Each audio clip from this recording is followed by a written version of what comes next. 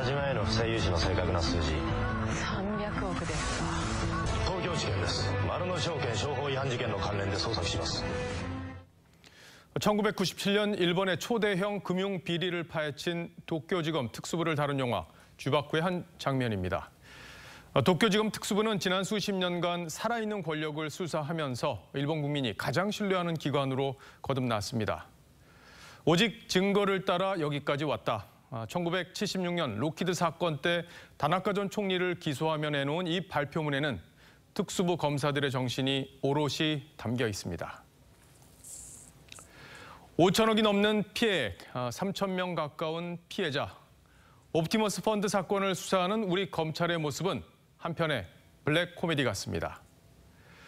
남부지검의 금융범죄 전담팀은 올해 초 추미애 법무장관이 해체했고 대신 고소 사건을 다루는 중앙지검 조사 1부가 이 사건을 맡았습니다. 정관계 인사 9명의 실명까지 나왔지만 3개월째 소환 조사도 하지 않고 있죠. 피해액이 1조 6천억 원이나 되는 라임 사건도 별반 다를 게 없습니다.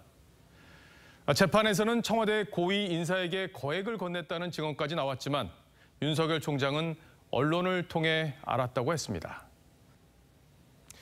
추미애 장관 아들 의혹의 무혐의 처리, 고민정, 윤건영, 이수진 의원의 선거법 위반 무혐의 처리, 여기에 울산시장 하명 수사 의혹 수사도 지지부진합니다. 살아있는 권력도 수사라는 대통령의 말이 공연불처럼 들리게 된 건 이미 오래됐습니다. 검찰 권력을 국민에게 돌려준다는 개혁의 명분도 허울 뿐이라고 하면 지나친 표현일까요? 많은 국민은 지금의 검찰이 국민의 편인지 아니면 권력의 편인지 묻고 있습니다.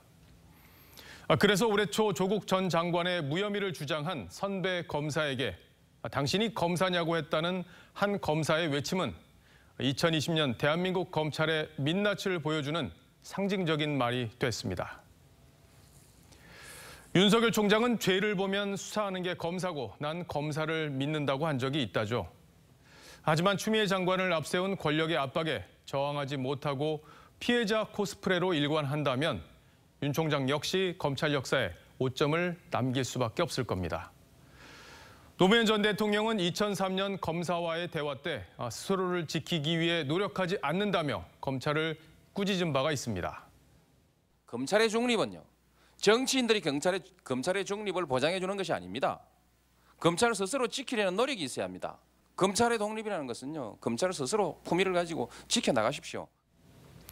권력의 겹불을 쬐며 출세를 쫓는 검사들이 득세하는 작금의 현실에 저 역시 이 한마디를 던지고 싶습니다. 당신이 검사냐? 오늘 앵커가 고른 한마디였습니다.